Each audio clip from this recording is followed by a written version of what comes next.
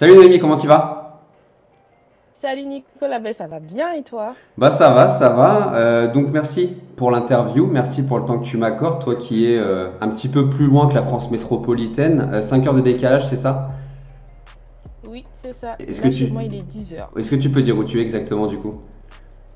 Alors, du coup, je suis en Martinique. Voilà, donc en Martinique et Noémie, ça fait longtemps qu'on se connaît, on se connaissait même avant que tu prennes le pack, que tu me fasses confiance, ça fait au moins depuis 2018 je crois, 2019 peut-être même 3 4 ans qu'on se connaît, en tout cas virtuellement et on s'est vu en vrai aussi récemment puisque je vais rencontrer les personnes que j'ai aidées en France, un petit peu partout en réalité. Et l'idée, c'est avec cette interview, évidemment, que tu partages un peu ton expérience. C'est un petit peu particulier, toi qui es à l'international aussi aujourd'hui, et qu'on discute un petit peu de ça, de ta recherche, de ton parcours, de ce que tu as pu vivre sur les derniers mois, les dernières années au niveau de tes études notamment. Voilà, tout simplement d'échanger autour de ça.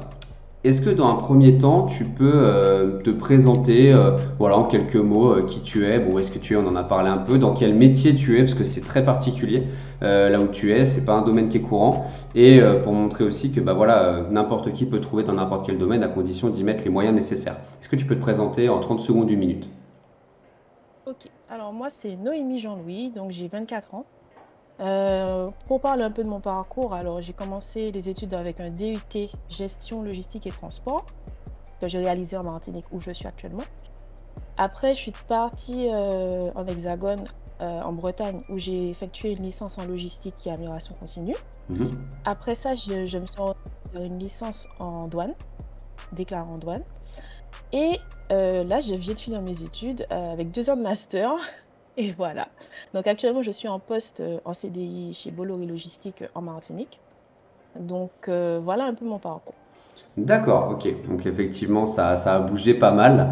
Euh, Qu'est-ce qui fait, première question, que tu as voulu aller dans ce domaine-là, toi? Alors, c'est pas une question de recruteur, hein, mais c'est vrai que je me suis jamais posé la question. C'est pas un domaine où il y a peut-être énormément de femmes, peut-être que je me trompe, hein, mais je suis aussi de ce domaine-là de métier, donc je sais qu'il y a plus d'hommes. Qu'est-ce qui fait que tu as voulu aller là-dedans dès le départ? T'as participé à des choses quand tu étais plus jeune? Comment ça se fait?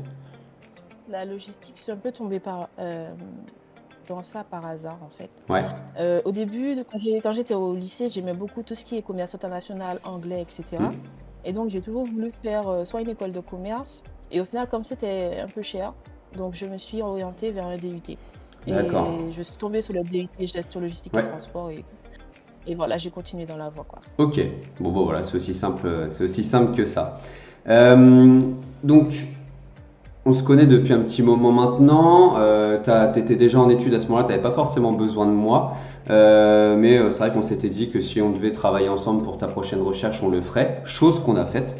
Est-ce que tu te rappelles de l'avant me faire confiance entre guillemets au niveau de ton état d'esprit, de tes manières de faire, au niveau de plein de choses comme ça? Où est-ce que t'en étais? Alors, avant qu'on se connaisse, c'est vrai que bon, j'avais un profil LinkedIn parce que j'ai quand même été sur LinkedIn assez tôt. Ouais. Mais c'est vrai que j'étais beaucoup euh, passive. Ça veut dire que je lisais en fait les articles des personnes dont j'appréciais le contenu, etc. Ok. Et je n'osais jamais en fait aller parler par exemple aux personnes que je rajoutais à mon réseau ou poster tout simplement. Au niveau de mes candidatures, j'étais plutôt traditionnelle, hein, CV, lettre de motivation. Franchement, lettre de motivation, je prenais beaucoup de temps pour la rédiger et tout. Et bien souvent, il ne lisait pas, alors j'étais un peu déçue. N'utilise pas Mais ce mot-là, voilà. ça me donne des boutons, moi. Ça me donne des boutons. Donc voilà un peu comment j'étais. D'accord, donc profil LinkedIn passif. Au niveau de ton état d'esprit sur les entretiens, moi tu sais que j'ai un point de vue très tranché là-dessus aussi, qu'il faut être vraiment en mode apporteur de compétences, limite poser plus de questions que le recruteur. Est-ce que tu étais déjà dans cette optique-là ou est-ce que tu étais comme tous les candidats en posture un peu de soumission, j'ai pas peur de le dire, pour moi c'est ça, de je me contente de répondre à des questions et voilà, et je vois si ça donne quelque chose. C'est ça. Ben écoute, j'étais dans ce sens-là. C'est vrai que j'appréhendais beaucoup les entretiens, Ouais. mais j'avais préparé un minimum quand même. Mais j'étais toujours en stress ou j'avais peur en fait de poser des questions. Euh, donc vraiment, ouais, ta formation m'a aidé sur ce point-là. Ouais. D'accord, ok. Et mais d'une manière générale, parce que j'en ai beaucoup qui m'ont dit ça, je prends l'exemple de Kateb que j'ai interviewé récemment et et voilà, son témoignage est sur la chaîne, qui a 28 ans, qui a repris ses études et qui est dans le même domaine que toi, à peu de choses près. Il est supply chain, achat, logistique, amélioration continue, tu vois, donc voilà. Et en fait, il m'a dit, bah écoute, enfin, le pack complet, enfin l'accompagnement lui a permis d'ouvrir une entreprise. Et là, il est en train de monter une boîte en Océanie, je crois, du côté de l'Océanie. Et en fait, il me dit, j'y serais peut-être allé parce qu'ils sont trois à le faire. J'y serais peut-être allé, mais il y aurait peut-être pas eu ce déclic. Il me dit d'appeler les gens, de contacter sur LinkedIn en message vocal, d'aller sur place, tu vois. Et il me dit, ça m'a vraiment aidé au-delà de la recherche. Est-ce que tu penses, toi, que ça t'a aidé au-delà dans certains points ou est-ce que ça s'est résumé à ta recherche?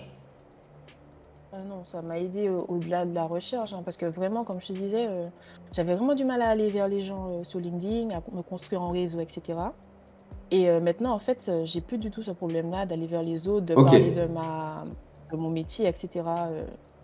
Franchement, ça m'a aidé dans ce sens-là. Bah, c'est très très important. Il y a une notion de confiance en soi aussi hein, là-dessus qui est très très importante. Et pour moi, c'est le plus important aujourd'hui. Si tu as confiance en toi, tu vas pouvoir faire de belles choses.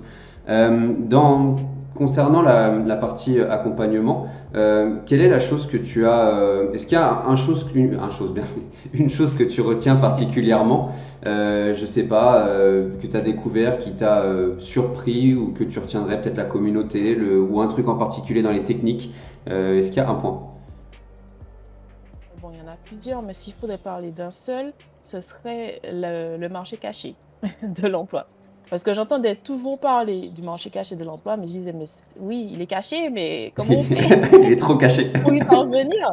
C'est ça, exactement. Donc, franchement, ouais, cette partie de la formation m'a vraiment aidée et m'aide toujours. Et Ok. franchement, c'est intéressant. Je précise justement pour les personnes qui nous regardent et qui ne le savent peut-être pas qu'aujourd'hui, pour moi en tout cas, du moins 80% des offres, des possibilités qu'il peut y avoir aujourd'hui dans une entreprise ne sont pas visibles sur Internet tout simplement parce que soit elles n'ont pas été identifiées, soit elles sont identifiées mais les entreprises ne veulent pas qu'il y ait de concurrence, qui voient quel profil ils recrutent et donc ils font ça un peu en sous-marin. Certains passent par leur réseau. Enfin bref, voilà, il y a plein il y en a qui n'ont pas les moyens de payer Indeed, Monster et tous ces géants-là pour publier les annonces. Donc il y a plein de choses. Et donc aujourd'hui, ouais, pour moi, 8 opportunités sur 10 qui sont autour de toi n'existent pas sur Internet. Et la plupart des candidats se contentent de postuler à des offres. Donc tu manges la concurrence. Effectivement, tu as raison. Euh, En termes de résultats, normalement, je commence toujours par ça dans les interviews, comme quoi, tu vois, aucune interview se ressemble, j'ai aucune note, j'ai rien du tout. On n'a pas parlé des résultats. En combien de temps tu as trouvé ton alternance une fois qu'on a travaillé ensemble, tu t'en rappelles ou pas? Alors, c'était pas pour une alternance, c'était pour le Ah CDI, oui, c'était CD mais directement, l'alternance c'était avant, autant pour moi. ouais, Mais à coup pas. c'est ça. Et donc, alors j'ai pris le pack quand? Oh, oh, je sais pas. Je pense vers Ouais, mars-avril. ouais. Et ben, j'ai signé mon CDI en juillet. D'accord, ok. Oui, et puis toi, tu cherchais en plus à Voilà, je sais pas combien voilà, de j'étais centaines de milliers de de kilomètres. kilomètres, 8 000 kilomètres Voilà. de où j'habitais, donc Oh la c'était vache. pas évident. Et puis le marché de l'emploi en Martinique est très caché, voilà. Donc il fallait se faire construire un réseau en Martinique, à distance et tout Ouais, ça, ouais. avant, donc voilà. Il y avait plus de boulot, Alors, mais on a réussi. justement, toi, ton interview, c'est ça qui m'intéresse beaucoup avec ton profil, c'est que tu as un profil qui est différent par rapport au fait que tu as cherché très loin, que tu as fait une recherche vraiment à distance. Je me rappelle, même quand on s'était vu, bon, tu avais déjà trouvé, je crois que tu faisais tes valises le dimanche pour partir ou quelque chose comme ça de C'est mémoire, ça. quand on s'était vu à Bordeaux. Euh, qu'est-ce qui, Comment tu t'y es pris? Parce que les personnes qui vont tomber sur ce témoignage, il y en a peut-être qui vont sur ma chaîne, qui regardent toutes les vidéos et donc qui sont là, mais qui cherchent juste peut-être une alternance en marketing à côté de chez eux. Mais il y en a certainement aussi parce que dans les mots-clés du titre de la vidéo, il y a des chances que je mette des choses avec outre-mer, dom-tom, enfin voilà, des choses comme ça. Comment tu t'y es pris? Parce que c'est ça qui va intéresser les personnes aussi qui regardent cette vidéo. Comment tu t'y es pris pour postuler concrètement hein, voilà. Alors, moi, ce que j'ai fait, c'est que j'ai beaucoup rajouté des RH en local aux Antilles. Ouais, J'ai discuté avec eux pour savoir un peu tâter le marché. ouais, Après, j'ai aussi, du coup, déposé des CV dans les agences d'emploi locales, donc sur leur site internet. voilà, sur leur site, ok. Et j'ai aussi, voilà, et j'ai aussi contacté en fait les personnes qui avaient le même métier que moi. Donc déclarant en douane, tout ce qui est douane, transport international, tout ça. Voilà. D'accord, ok. Donc approche beaucoup plus directe, ce que tu disais, le fait de contacter les gens, puis avoir peur et tout. Et encore une fois, il faut les bonnes manières de faire, puisque là c'est vrai que on peut dire bah, j'ai contacté des RH, mais effectivement si t'as pas la bonne approche et que tu es un petit peu trop bourrin, ça va être très très compliqué d'avoir un contact derrière. Ok, donc 2 mois, en gros 2 mois, 2 mois et demi, si je retiens quelque chose comme ça pour pouvoir trouver, aller sur place. Comment ça se passe aujourd'hui dans ton activité? Eh bien, écoute, ça se passe bien. Donc, j'ai fini ma période d'essai. Donc, je suis Tu t'es pas fait larguer, c'est bon? 100%. C'est ça. C'est ça. Donc, ça se passe très bien. J'ai été bien accueillie. L'ambiance est super. Donc, je suis contente en plus parce que c'était vraiment un objectif pour moi de revenir en Martinique. Donc, là, je suis vraiment bien. Je suis vraiment bien. Tout se passe bien avec des possibilités d'évolution. Donc, Ah ouais? tout. Ouais, ouais, ouais. Et Donc, d'ici, alors là c'est plus une question de RH, mais que j'aime bien poser même pour moi par rapport à toi, par rapport à ton état d'esprit, parce que je vois aussi l'évolution de l'état d'esprit des gens. Là, il y en a beaucoup au départ qui, tu leur demandes ce qu'ils veulent faire dans 3 ans et pas de confiance en soi, rien du tout, et du coup bah on verra bien. Et après le coaching, il y en a beaucoup qui me disent bah je me vois être responsable, je me vois faire ça. Donc toi je te pose la question dans ouais, 2, 3 ans, quelque chose comme ça, peu importe. Où est-ce que tu te vois à terme? Est-ce que tu dois avoir des équipes? Est-ce que tu dois gérer des projets entre plusieurs sociétés? Où est-ce que tu dois? À ton compte? Peut-être? J'en sais rien. alors, non, même pas à mon compte pour l'instant. On y pense, hein, c'est dans un coin de la tête, mais plutôt d'ici 2, 3 ans. J'espère toujours dans la même entreprise, Ouais. avec peut-être plus une dimension projet, amélioration continue des process. J'aurais bien aimé ça. Euh, Parce que bon, il y a des choses à changer et à faire. Mais oui, je pense plutôt ça. Et puis d'ici 5, allez, plus voir un peu plus loin, 5 à 6 ans, ce serait bien. J'aurais bien aimé être, comment dire, dans l'enseignement. Ok. Partager en fait mon expérience avec la nouvelle Ah, génération de logisticiens. ça, tu peux Voilà. faire un peu les deux, hein. Moi, je sais qu'avec Naval Group, quand j'étais chez Naval Group, il y a une de mes collègues et on m'avait proposé aussi j'avais 25 ans à ce moment-là, de donner des cours dans les IUT, des universités qui étaient sur Cherbourg, là-dedans. Et en fait, j'avais le droit à des absences quelques fois par mois de la part de la société. J'étais payé quand même, hein. Je pouvais aller comme ça faire donner des cours en école. Voilà. Donc tu peux aussi Non, ça, c'est un combiner les truc. deux. Ouais. C'est vraiment un truc qui m'intéresse, ça. Voilà, donc ouais, ouais, je te vois bien là-dedans. Je te vois bien là-dedans d'ici quelques temps, avec pédagogie et tout, donner des cours à des BTS, des DUT, des Bac+3 C'est ça. là-dessus. Je te vois bien là-dessus. Ok, bon bah c'est cool. Notion d'encadrement et tout, c'est plutôt sympa. Et je pense que ça tirait bien. Ouais. Bah, merci en tout cas pour ton temps. Je pense qu'on a déjà pas mal discuté de ton parcours, des manières dont tu t'y es pris aussi. Qu'est-ce que tu recommanderais? C'est une question que je pose très souvent en fin d'interview. À la Noémie d'il y a 3-4 ans, peut-être qui était beaucoup plus dans le flou, qui avait ouais, un petit peu plus de difficultés comme tous les candidats aujourd'hui, hein. Qu'est-ce que tu lui recommanderais maintenant que tu as ce background à 24 ans? De se faire confiance. De se Ouais, faire confiance. Puis de ne pas se dévaloriser, en fait. De ouais. se dire, oui, on est candidat, mais c'est pas parce qu'on est candidat qu'on doit tout accepter. On doit aussi se faire confiance, être conscient qu'on a des compétences à apporter Hmm. et d'y aller, en fait. D'accord. Voilà.